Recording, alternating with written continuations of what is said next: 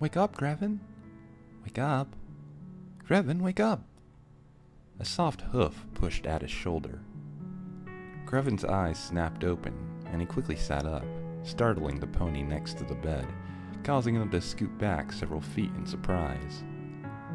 He quickly jerked his head to the left and right, taking in the surroundings, realizing that everything he just experienced was a vivid dream.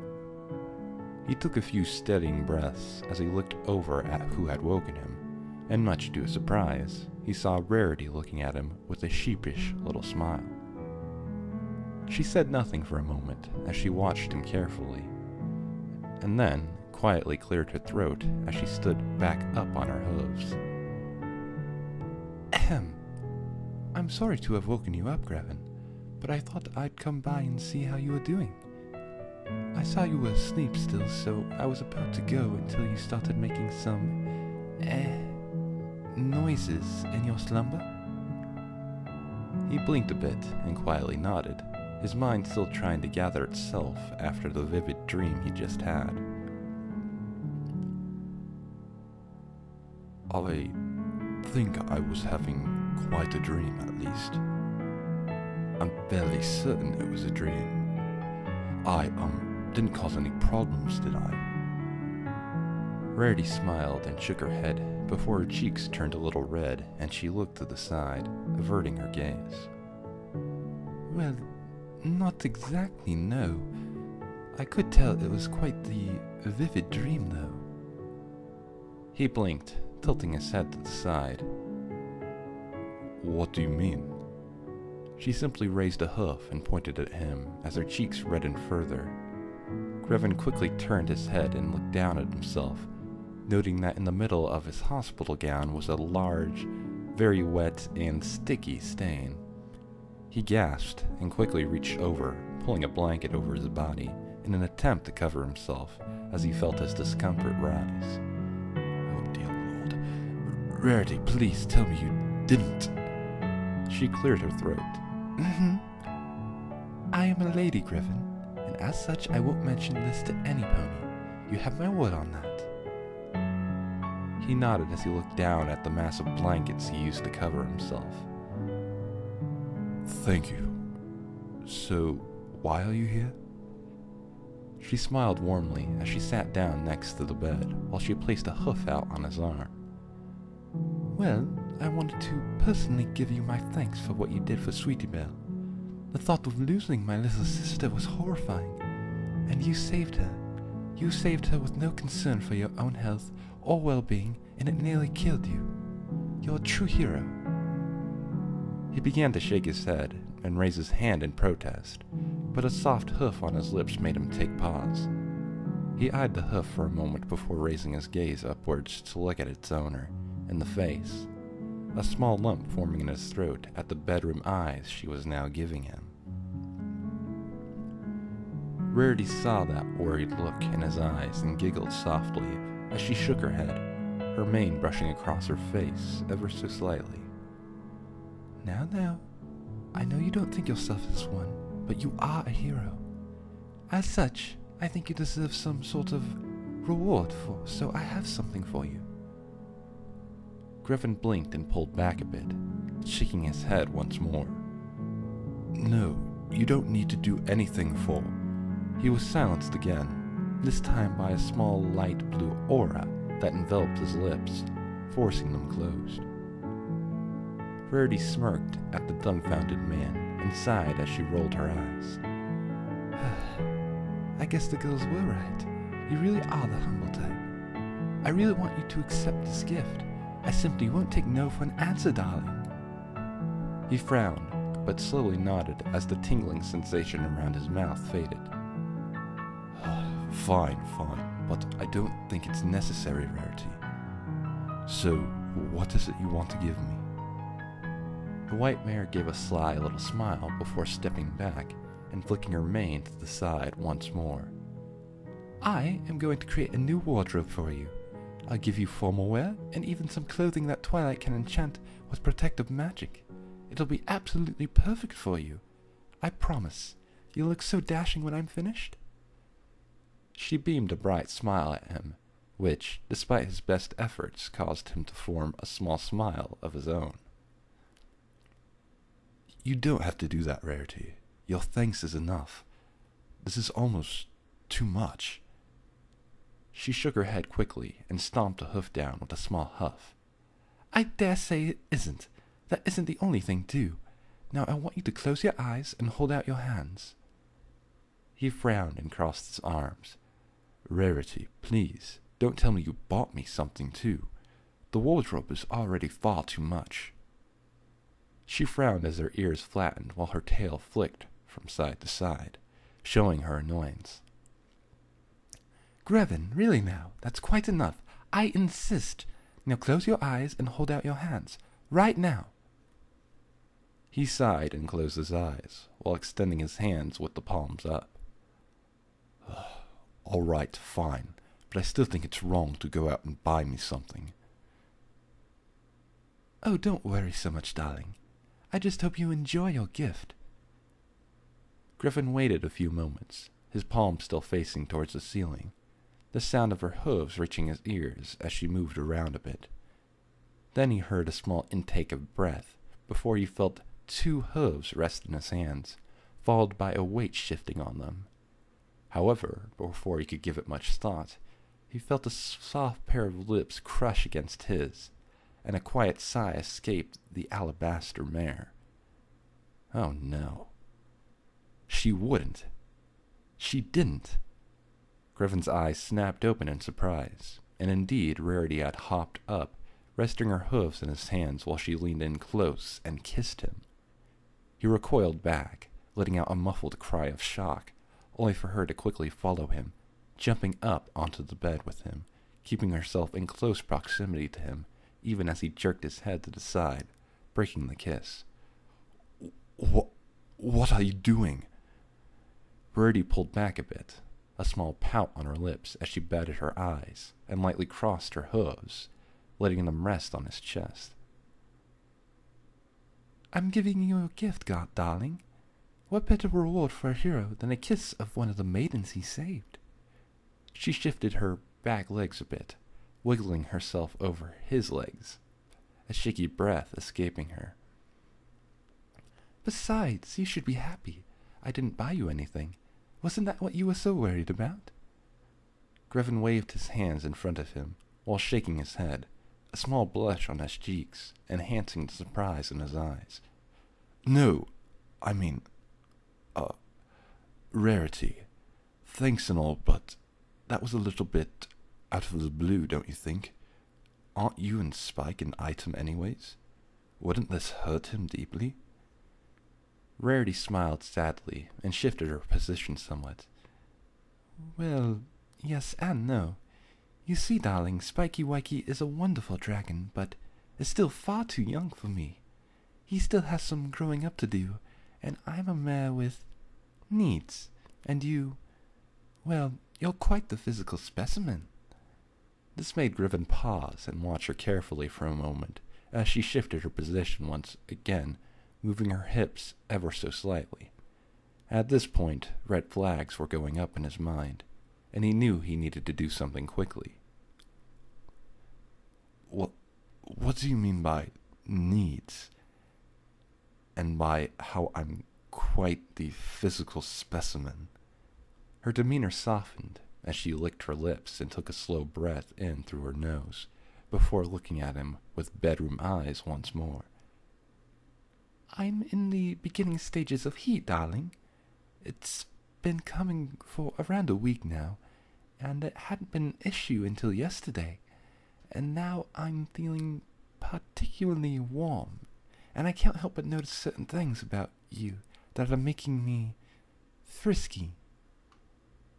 He frowned and quickly tried to pull himself back from her, only for her to slam her hooves down on either side of him, planting her flake down against him. He looked at his blanket that covered his knees and then back to her with a worried look. Notice things?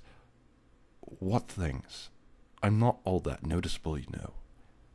Rarity gave a sly smirk and lowered her head, letting her muzzle get close to his stomach before taking a long sniff letting her nose trail up his chest, her lips brushing ever so slightly against his skin, tickling him as she went.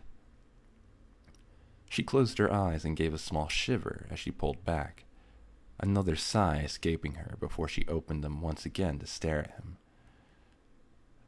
"Well, I can't help but notice how gentle you are despite your strength, how brave you are in the face of danger, and your scent is very enticing, hypnotizing even, not to mention how handsome you are." He placed his hands on her shoulders and gently pushed her back, causing her to frown. My scent? What about my scent? I don't understand. Are you saying that my sweat and other odors are attractive? She nodded as she tilted her head to the left. Of course that's what I'm saying. Clearly you haven't been able to clean up like you normally would since you've been in the hospital the last few days, so your natural scent is quite noticeable to several mares, including myself. When I came to visit you, I had intended to just give you a whole new wardrobe. However, when I saw you laying there, having your interesting dream, I couldn't help but let my mind wander a bit. She quickly darted her head to the right and placed a soft kiss against his wrist before he could pull it back. She quickly pulled back, blinking a few times before he could say anything. Her cheeks began to burn red, and she looked away, mumbling something about being a fool before jumping down and moving away from the bed a few feet. She kept her back to him for a few moments before looking over her shoulders. Oh dear, Grevin, I'm sorry. I shouldn't be acting this way. I'm acting like a harlot. I'm so sorry. It's the heat. It makes me act unlike myself. You understand, don't you? Oh, of course you do. Please forgive my forwardness. I'll see myself out. She quickly moved to the door, not waiting for him to answer her, before opening it. Oh, and just remember that if you want me to fit you for your new wardrobe, you can come by my shop anytime. The door is always open for a friend. He blinked and slowly nodded, confusion now showing on his face. All right? Rarity smiled and waved a hoof at him. As she opened the door, her cheeks burning red as she kept from looking him in the eye. All right then, darling. You have a good day. Ta-ta. She darted out the door and was gone in an instant, leaving Grevin to sit in confusion. What the hell just happened? After another couple of hours and several tests from the nurses, Grevin decided to not waste any more time in the hospital. He quickly got himself dressed, thankful that some pony had brought a spare change of clothes for him the day before. He pulled on his t-shirt and began to tie his boots, as his mind began to question what just had happened moments before. Why was Rarity acting the way she was? What was this heat she mentioned? Why did the scent, or as he called it, his stink, bother her so much? He didn't know exactly what was going on, but he had a problem. Normally he would ask Twilight about all of this, but if Rarity was being affected by something, then Twilight could be as well. That could mean trouble later on, and he didn't want to risk anything, so he needed to find another pony to talk to. Perhaps he should speak to the mayor. It was her town after all.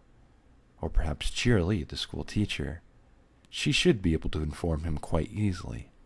And teaching was her talent, so that should make things easy. He fastened his belt and twisted his head a bit, popping his neck before he made his way to the door, his decision made. He quickly entered the hospital hallways and soon after found the exit and made his way past a few nurses and patients. He waved a small goodbye to Nurse Redheart, and before she could say anything to him about filling out discharge paperwork, he was gone, darting out the door. Nurse Redheart frowned as she watched the stubborn male leave the hospital, a scowl washing over her face. Stupid male. If he had waited, I could have helped him get home without being spotted. Oh well. Looks like some mare might get lucky today. Good hunting for them, I suppose. She shook her head and went back to her paperwork, thankful that the hospital had medicine she could take to suppress the urges the heat brought on.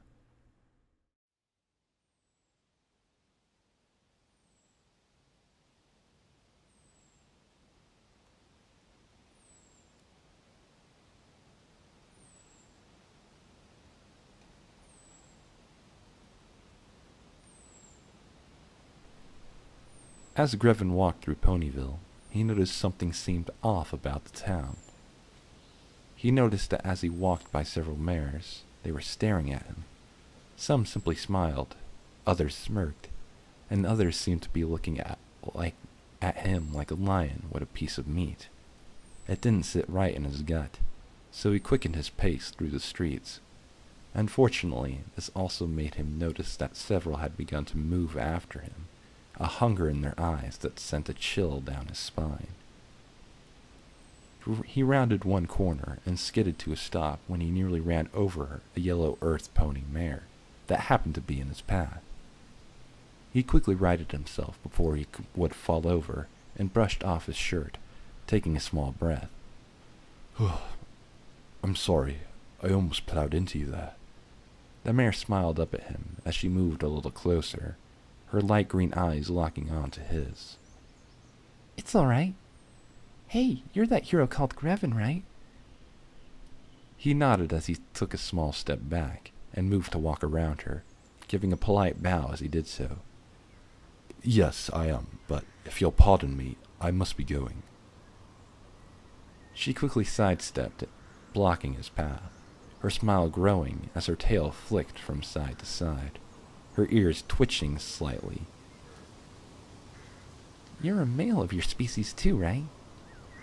He frowned and took another small step back, only for her to move forward with him, forcing him back towards the wall. Yes, I am a male. She grinned and licked her lips as her eyes softened, and she reached out, placing Hoof lightly against his thigh. I've heard so many great things about a hero who's willing to help out ponies in need. It's great I ran into you. Maybe you can help me with something. It won't take long, and it'll be great for both of us. What do you say? Griffin began to step around the mare, who continued to look at him with a somewhat sultry smile, which quickly shifted to a frown as he moved past her. I'm sorry, but I don't think I'm the individual for the job.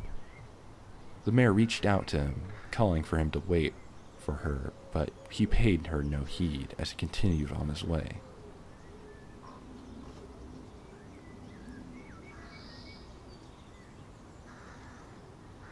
He quickened his pace to a light jog, doing his best to avoid the piercing gaze of any of the town's mares, and within a few minutes he found himself standing outside the schoolhouse. He noticed that the main classroom was empty, but there was a small light on in the back of the building. He walked up and knocked on the door, and within a few moments he heard hoofsteps on the other side, followed by a muffled voice. Who is it? The school is closed for the day. It's Grevin Hades. I'm sorry to trouble you, but I was hoping to talk to you. He heard a small gasp, followed by the sounds of hurried movement before the door opened part way, and the familiar face of Cheerily came into view. She smiled warmly up at him, through the small crack in the door, most of her body hidden behind it. Oh my, Grevin, what are you doing here?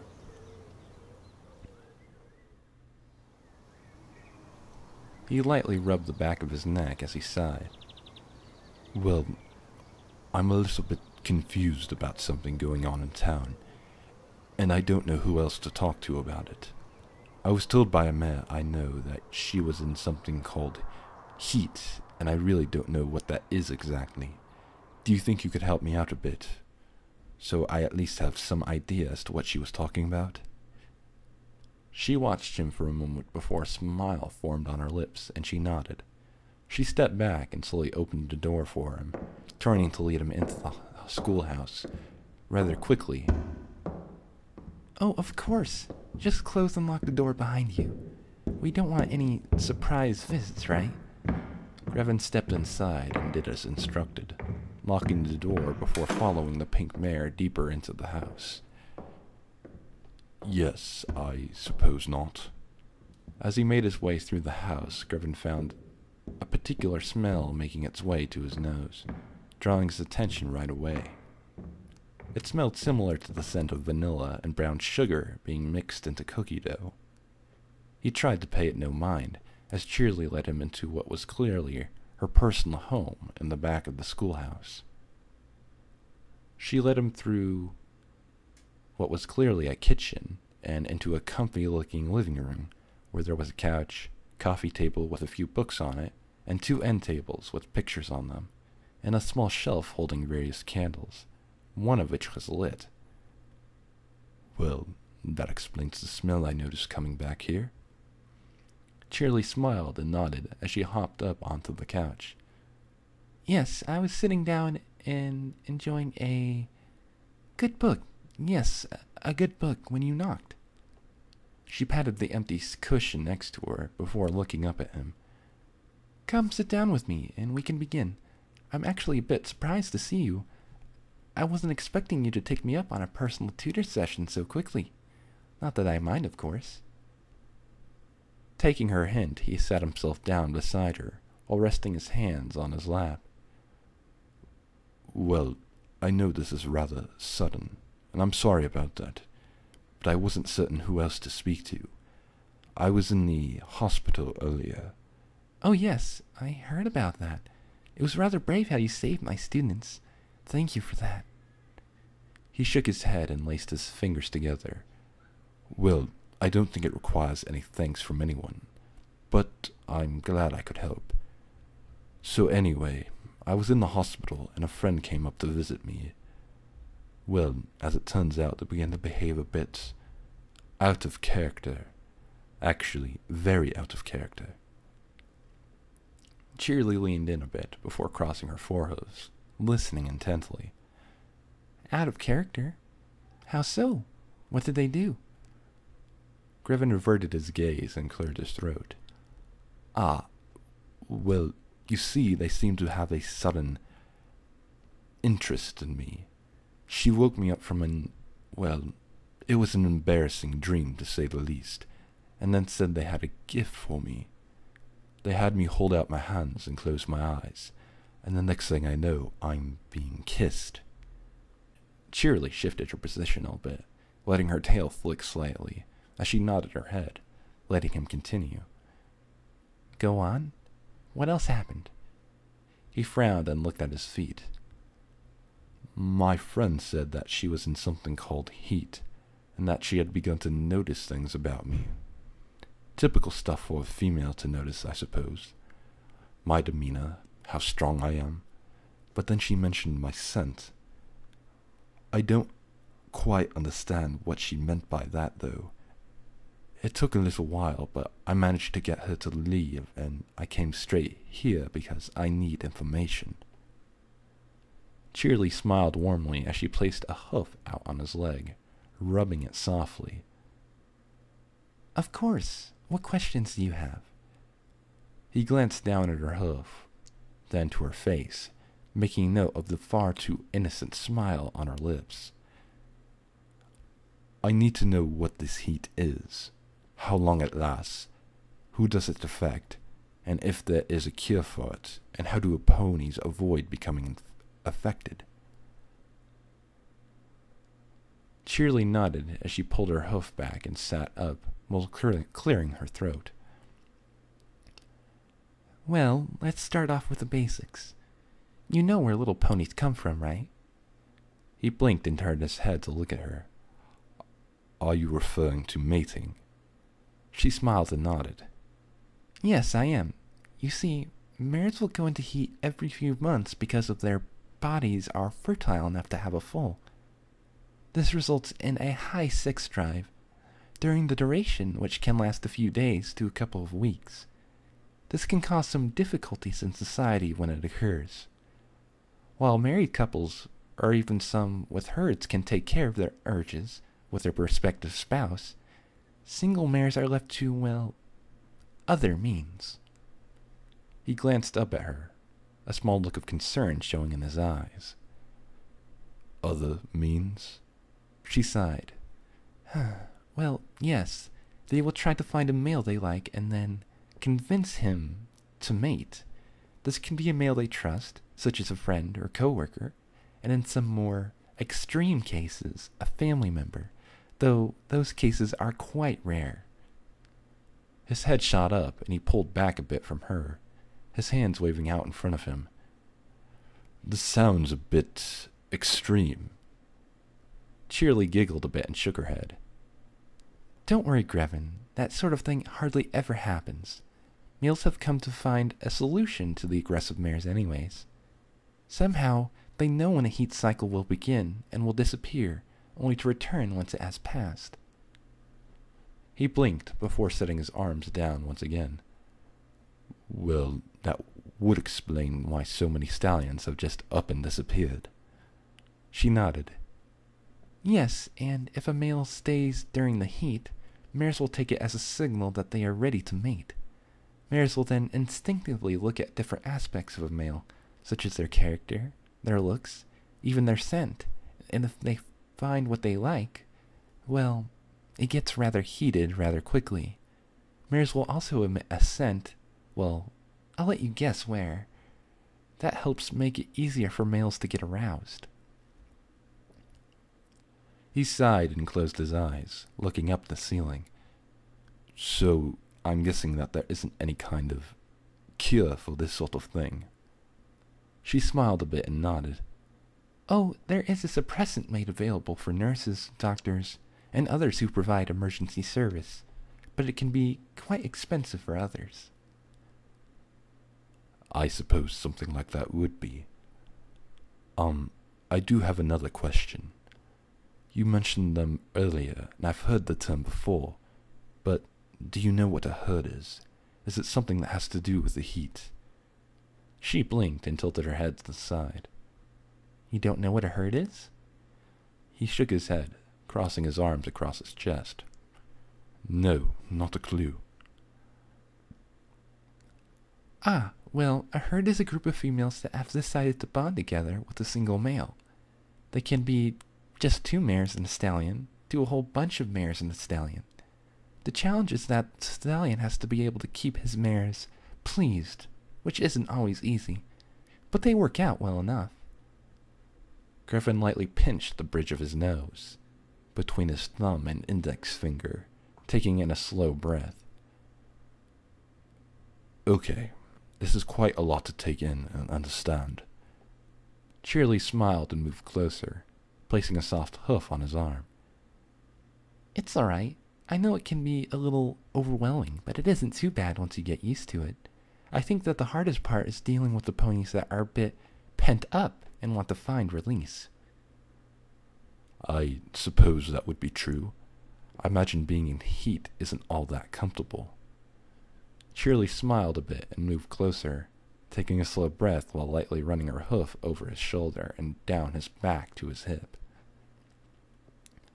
Well, no it isn't, but it can be enjoyable if you find the right kind of help. Normally it begins by feeling like there's just a little bit of tingling down there, and then it grows more and more intense until it feels like you're on fire, and there's only one cure for it: sexual release. Griffin looked away while blocking out her words as his mind became preoccupied with another concern. If Rarity had begun her heat cycle, would the rest of her friends do the same? Surely, is it possible for several mares in an area to cycle together? She frowned a bit and tilted her head to put herself back into his field of vision, forcing him to look her in the eye while she pressed closer. Yes, but since you're here with me, you don't have to worry about that. He pulled back slightly, causing his back to press against the arm of the couch, his focus snapping back to the situation at hand. I don't... What? Cheerily never gave him time to finish before she leaned in and pressed her lips against his, a soft sigh escaping her as she slid her hooves over around his shoulders. She parted her lips and attempted to dart her tongue into his mouth, only to have him jerk his head back in an attempt to put some distance between them, causing him to fall back off the couch and land on the floor. Grevin pushed himself up into a sitting position, looking back up at the pink school mare, who had moved to the edge of the couch to look down at him. He watched as she shivered a bit and placed her hooves on his knees, pushing them apart slightly as she licked her lips. You don't have to worry about that because you're here with me, Grevin, and I think it's time for you to get some extra tutoring. Grevin scooted himself back, pulling his legs out from under her hooves, shaking his head as he did so, his vision clearing to catch the scented candle across the room, before locking back onto her face. Shit. Cheerily, you're on heat too, aren't you? She slinked down to the floor, moving over him, giving him a small wink as she did so. She lowered herself as she moved over him, letting her barrel slide across him, her hooves sliding across his chest as a small sigh escaped her. And I want you to help me with it. He quickly took hold of her hooves and pushed them back, moving her off of him while he sat up. He took her forelegs and pinned them against the side of the couch, while he moved himself into an awkward kneeling position. The whole time the pink mare stared at him with lust in her eyes. This isn't right. You don't even know me. I understand the heat is a drive to mate, but this is ridiculous. Cheerily's eyes widened as she listened to him, but she couldn't help but smile warmly at the man before her. Grevin. His eyes snapped up, locking up onto hers. You don't understand, do you? You think we ponies don't know you, but we know more than you realize. Your actions, your behaviors tell us things that you may not be aware of. Ponies are good at reading body language, you know. He shook his head as he steadied his grip on her hooves, continuing to hold her in place, though it seemed she didn't mind. And what just has my body language told you? She took a slow breath in an attempt to keep herself under control, even as a small shiver ran up her spine. She enjoyed how easily he held her against the couch, the gentle strength he used to keep her under control. The way you keep yourself tells me that you're shy and guarded. You carry yourself like a strong warrior, showing how powerful you are, yet you're gentle as well. Your actions in Canterlot and in the Everfree Forest tell me that you care about ponies. No, I'll lie greatly and will do all you can to protect it. He had to admit that her words had rung true deep within him, despite how much he wished they hadn't. Perhaps he was opening up to more than just his friends without realizing it, and part of him liked the idea, while another part of him told him that he was sloppy and needed to go back to isolating himself. He quickly pulled back from the pink mare, letting her go in the process as she rose to his feet. I think I should go. Shirley frowned, her ears drooping as she quickly moved to block his path. No, wait, don't go. I didn't mean to come on as strong as I did. I just couldn't help myself. She hopped up and placed her hooves on his chest as she looked into his eyes. Please? Griffin didn't know what to do. He had just been hit on by this mare, and yet he found himself feeling sorry for her. He didn't wish to upset her and possibly lose her as a friend, but at the same time, he didn't want to tempt her further. He knew that this heat was making her act this way, and that perhaps she was just under its influence. Well, that was how he felt until he noticed that she had begun to nuzzle his chest and nip at him through his shirt. He quickly pushed her back as he shook his head. I'll come back another time, Cheerily. I'm sorry. He did his best to sidestep around the now upset mare, who tried to move with him before he broke into a run and all but sprinted out the door and back into the streets of Ponyville. He ran through a few side streets, before rounding a corner and slamming his back against the building, taking a few deep breaths while keeping his eyes a little closed. After a few moments, he paused and opened his eyes. It felt like he was being watched. Slowly, he turned his gaze to the right, and there, before him stood the Ponyville marketplace, filled with several dozen ponies. He blinked a few moments and frowned, wishing that he had his cloak and could duck into the shadows. But he didn't have time to think about that at the moment. He took a slow, steadying breath and tried to relax as he began to walk through the market, hoping that his concern was for nothing. Within moments, though, Grevin could feel eyes on him, following him step by step as he moved calmly through the market. He glanced to his left and noticed several sets of eyes shifting from the wares of the vendors to him, watching him carefully. He then looked to the right. A small scowl came across his lips as he made eye contact with a couple of earth ponies, both of whom gave a sly little smile and began to walk after him.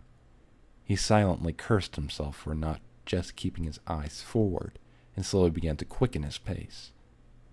He was just a few feet from the exit of the market when he felt a strong tapping on his side. "Excuse me, sir?" He slowed to a halt and turned, looking over his shoulder, finding a vanilla-colored earth pony mare with a light brown mane and bright blue eyes smiling up at him. Next to her was another mare, this one a Pegasus pony with a peach-colored coat, blonde mane, and soft green eyes. He cleared his throat a moment as he turned to face them, taking the time to look behind them, noting a few more ponies watching them carefully. He felt the urge to break into another full-out run, but he held back. He could at least be polite. Yes? "You're the one called Grevin, right?" He gave a quick nod while sliding his right foot back, slightly shifting his weight as he did so. Yes, that's my name. She grinned at her friend.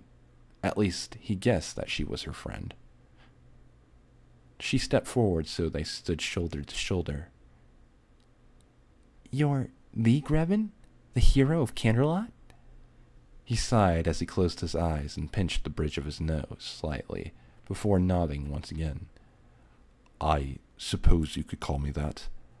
I don't agree with it, but that's what ponies keep calling me. The peach mare giggled as the vanilla one seemed to shiver with excitement. "Ooh, and you're the one who saved the local fillies? We've heard a lot about you." He took a small step back, shifting his feet once more. You have. I hope nothing too bad. The mares both smiled and shook their heads before stepping closer. "We heard that you're really brave and strong. We also heard that you're really kind and gentle." He stepped back once more, only to have the peach mare move closer, her eyes locked onto his. "I heard that you're good with foals, too." He blinked, clearly caught off guard, and took another small step back, only for the two mares to press in closer. I wouldn't know. I've only spoken to a class at the school once. The vanilla mare smiled slyly and quickly moved to his side, doing her best to let her head brush his arm. "I'm Cream, and she is Peach Pit. Would you like to get some lunch with us?" Grevin pulled his arm back and shifted into a turn as he continued to back away. Well, that is kind of you, but no, I should be getting home. I just got out of the hospital. Peach Pit grinned and moved behind him, rising up to put her hooves against his back, stopping him in place. "Oh, why didn't you say so? We'll help you get home. Right, Cream?" Cream reached out to grab his hand, her voice softening, shifting to a more sultry tone. "Oh, yes. We'll make sure you get to feeling better in no time." Grevin quickly pulled his hand back, and turned once more, moving away from the two mares. Red flags were going off in his mind, and he knew he needed to get out of here now. Taking a moment to look up from the two mares, he noticed that there were 3 more mares looking at him with glazed eyes. "I appreciate that, but I'll be fine. If you'll excuse me, I'll be going now." He quickly turned and began to walk away, at a fairly brisk pace, trying to ignore their protests for him to stay. But the sound of multiple hooves on the ground behind him made him painfully aware that he was being followed. Glancing over his shoulder, he saw not only the 2 mares he was speaking to moments before, but he also saw 4 others right behind him. He decided he shouldn't stick around and broke into a full-out run, doing his best to dodge and weave through the village's alleyways, hoping to lose them. Don't let him get away! Come back! Won't you help a mare in need? Come on! Don't you want a party? Griffin didn't stop as he ran, doing his best to take sharp, random turns, hoping to lose the mares in the chase. Left, right, right, another right followed by a left. The various houses and businesses he ran past, nothing more than blurs in his peripheral vision. After another sharp turn, he leapt up onto a balcony, and then jumped up to the roof, doing his best to stay out of view from the street below. Seconds later, he heard the familiar rumble of hoofsteps thundering below, the pack of wild mares still chasing after him. He knew he needed to get out of Ponyville. He needed to find a place to hide, but where? He was still recovering from his recent ordeal, and he knew that while he felt alright, he could easily injure himself if he were not careful. This left him with a few options.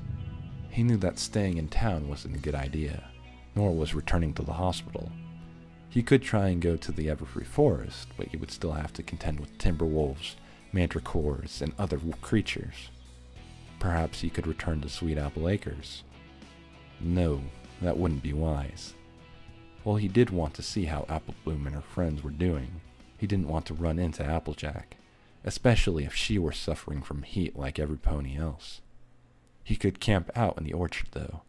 He had spent enough time there to know a few good hiding spots not too far from the pond he swam in. If he stayed there, he would be able to continue to rest up and avoid any trouble from the town. His decision made, Griffin quickly leapt from roof to roof until he reached the edge of town. From there, he silently jumped to the ground, below, tucking into a roll and quickly rising up, breaking into another full run, heading for the apple farm. He knew that he needed to pick up his cloak and a few other items from the barn before he arrived, but he figured that Applejack would be in Ponyville, getting ready to sell her apples by this time of day. Applejack sighed as she lay in her bed, her hat resting on the corner mirror of her dresser, a few feet away. Her mane was unkempt, and she felt uncomfortably warm. She wished that she could be rid of this heat and be working like she usually was. Normally, Applejack would be in town selling the farm's goods at the market, but today she felt the need to stay home due to the way her heat was affecting her that day.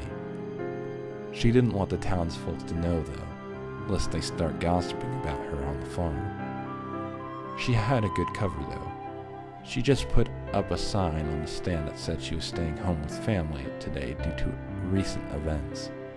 Under normal circumstances, that would be true, but today, Granny Smith had Apple Bloom and was taking her to visit her cousin Babs in Manhattan. Both Granny Smith and Applejack had been very worried about Apple Bloom after everything that had happened in the Everfree Forest. But surprisingly, the little filly seemed to be doing fairly well. She still insisted on sleeping with a nightlight, but she had returned to her normal, happy self fairly quickly. Applejack asked her how she had recovered so well, and why she was able to act so happy after everything, and the little filly surprised both mares with a simple smile. I'm alright because of Graven. He's a knight in shining armor and protects us from bad folks, like Davik. As long as he's around, I'm not going to be too scared. He's like family. and family never lets you down."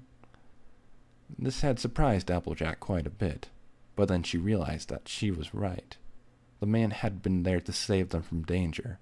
He had not only fought off the horrible being, but even put himself in mortal danger to save Sweetie Belle. She knew that when push came to shove, there wasn't a mare in her group of friends that wouldn't trust a man with their life. He was even becoming a major topic in Ponyville, with rumors of his bravery being murmured daily in the market by all kinds of ponies. She had even heard some mares talking about him in more intimate ways, which, of course, caused her own thoughts to stray.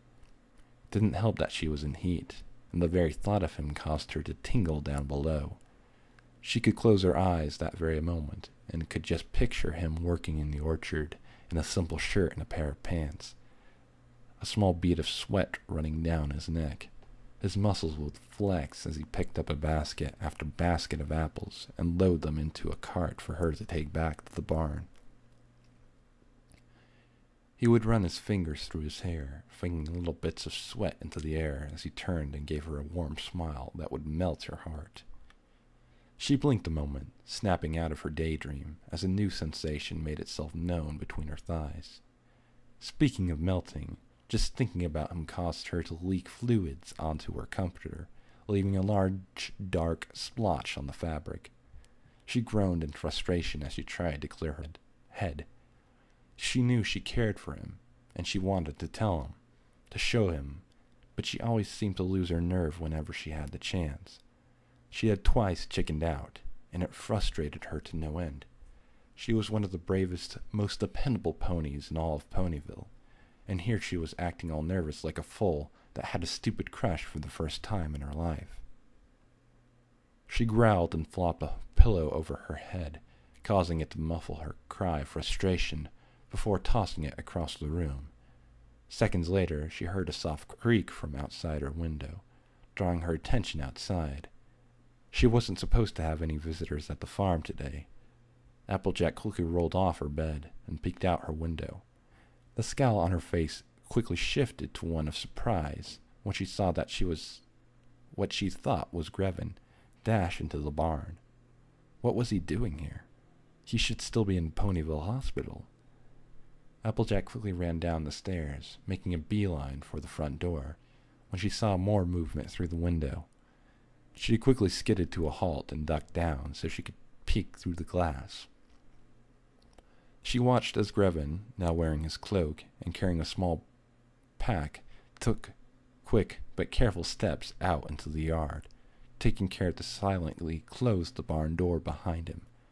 She blinked in confusion as she watched him glance over his shoulder once at the house before jogging off toward the far end of the orchard, where he would normally go for his workouts.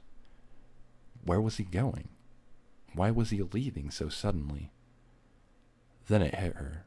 He was trying to hide from the mares in Ponyville who were in heat.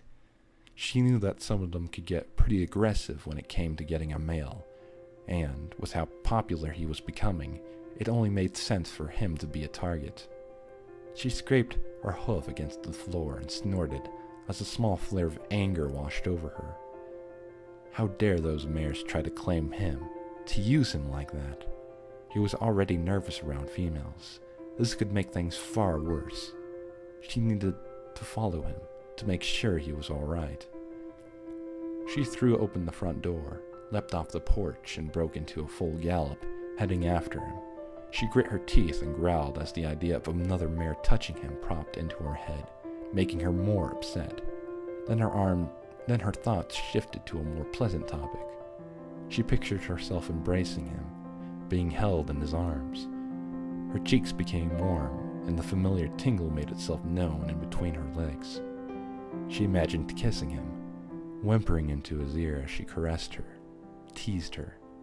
She imagined him laying her back and kissing down her neck, sliding his hands down her barrel, making her moan. He quickly shook his head as her arousal grew. She needed to find him, to see if he was all right. Not try and make things worse, though if she were to show him how she felt, would that really be so bad? Maybe he would accept her, maybe even feel the same way. Perhaps she should try. After all, if he did reject her, she would at least have some closure on the matter. Applejack narrowed her eyes, a small smile coming to her lips as she reached her decision, and quickened her pace in an attempt to catch up with Grevin.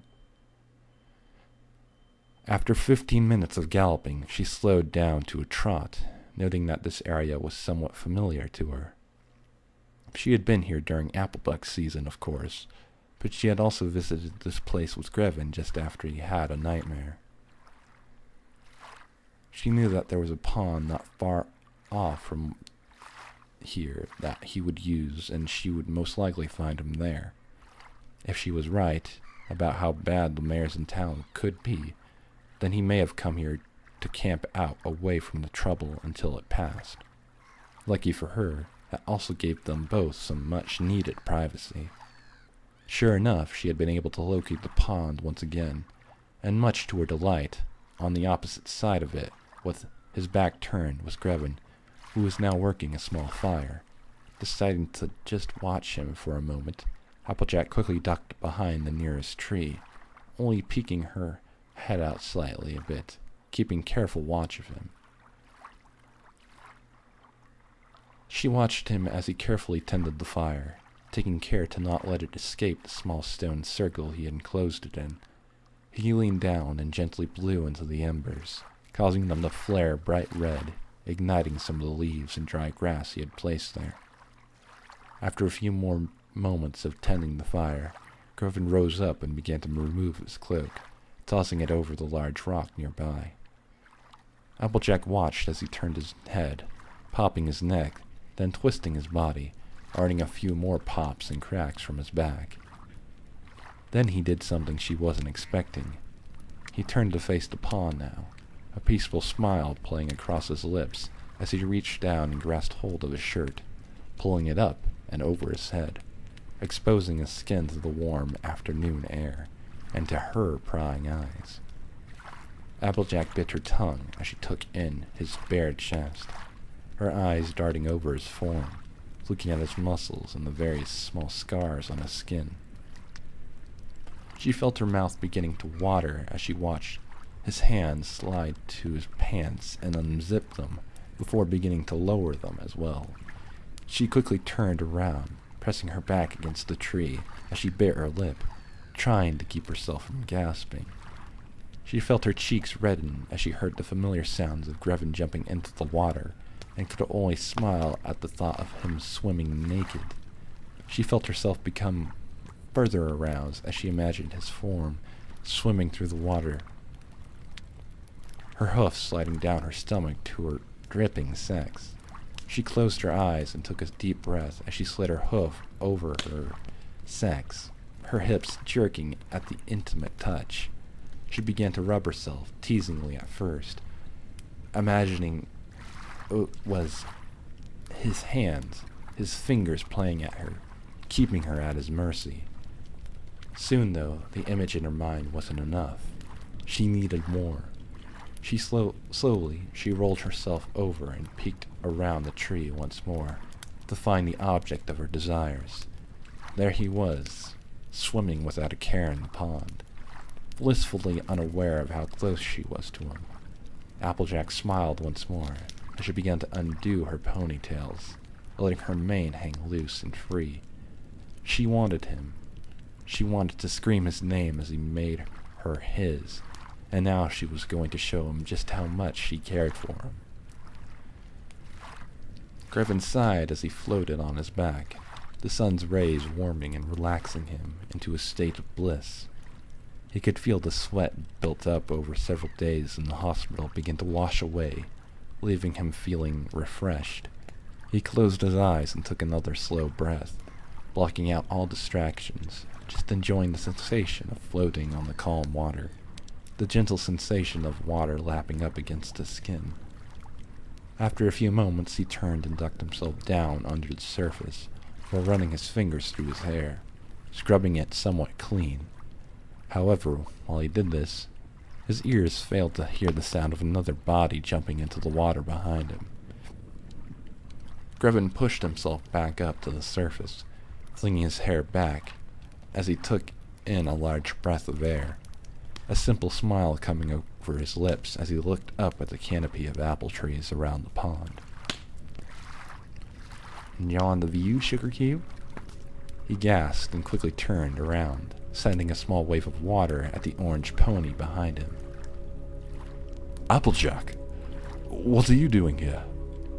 The farm mare turned her head to avoid being splashed, and then gave a sultry smile as she began to move forward, pushing herself closer to the man, her blonde mane floating around her like some sort of heavenly gown. "Me? I'm just enjoying the scenery. My question is, what are you doing here? Shouldn't you still be in the hospital?" The tone in her voice caused his cheeks to begin to redden as he tried to cover himself with one hand and swim back away from her with the other. I checked myself out today. I couldn't take being stuck in that anymore." Applejack didn't give him a chance to move as she slammed closer, placing herself mere inches from him now. She narrowed her gaze slightly and licked her lips, noting the hint of red on his cheeks. She had him right where she wanted him. "Well, I'm glad you're back home then. I just wish I had known you were coming. I would have thrown together a shindig that Pinkie Pie would have been proud of." He quickly shook his head while averting his gaze, somewhat hoping to keep his composure. But the way she spoke, the way her eyes looked at him gave him no choice but to focus on her. "AJ, you wouldn't have to do anything like that, you know." She smirked and shook her head while pushing herself closer to him to the point that her hooves brushed across his shoulders. "Well, I think I would. You're a hero, you know. You saved my sister and her friends twice now, as well as several of my friends and even me." He shook his head once more, pulling back, only for her to gently wrap her hooves around his shoulders and pull him closer. "AJ, I'm no hero." Applejack simply smiled and pressed herself against him, letting her barrel press into his chest, her legs brushing over his waist and thighs. She leaned forward, following him as he began to pull back, refusing to let her prey go. "Yes, you are. You're a hero to every pony. You're my hero." He jerked his head up, opening his mouth to speak, only to have a soft pair of lips meet his, effectively silencing his protests. Applejack wrapped her hooves around his neck and pulled him against her, a small sigh escaping her. Slowly, she broke the kiss, pulling back slightly, grinning at the stunned face of the man she wanted.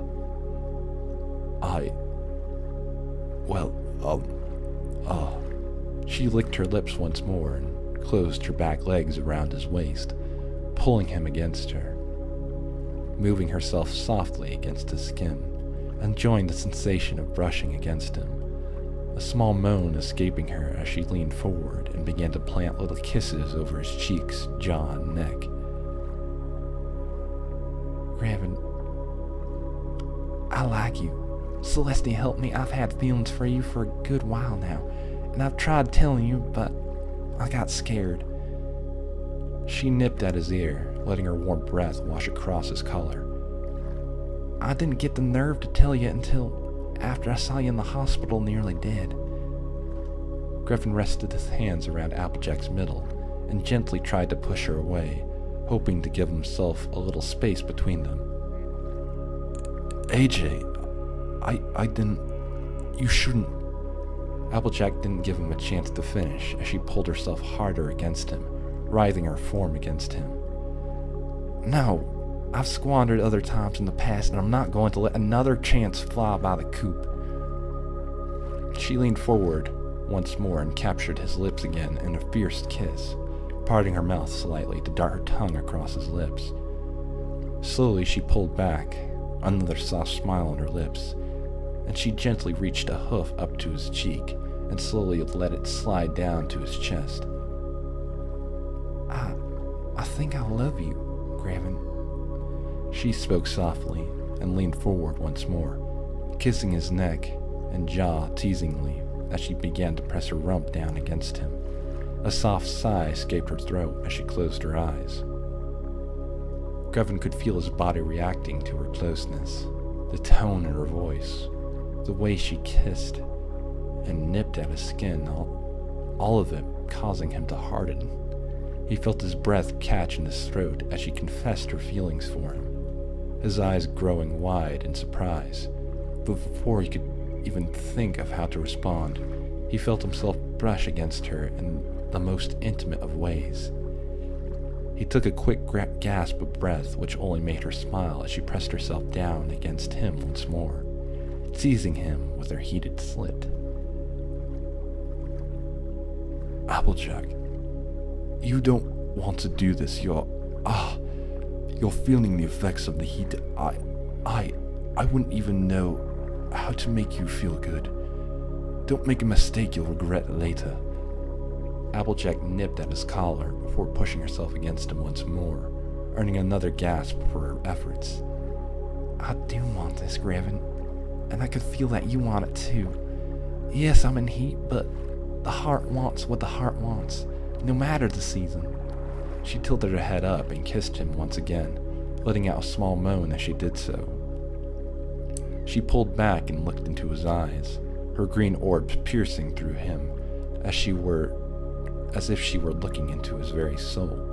She gently rolled her hips, letting his member brush against her slit again, gasping as she did so, before taking a slow, shaky breath, steadying herself. I may be in heat, but I've had feelings for you for a good while now, and I'm going to act on them. If you truly, and I mean truly, don't want this, then let me know now. Otherwise..." She leaned in, sliding her cheek across his, letting her mouth rest just before his ear, her warm breath watching over him as she spoke. "I'm going to ride you like a cow pony till the cows come home." She pulled back and once again stared into his eyes, while she let a hoof slide over from his shoulder to his chest, rubbing his skin slowly in a comforting manner as she waited for his answer. She subconsciously held her breath as she watched his gaze shift from her to the side, then back to her, a range of emotions washing over his face, telling her that he was deep in thought. She could feel his heart racing with worry and hope, and once his eyes finally settled back on her, she noticed something that wasn't there before. Resolve. He had reached a decision. She took in a slow breath as she watched his mouth open, getting ready to give her his answer.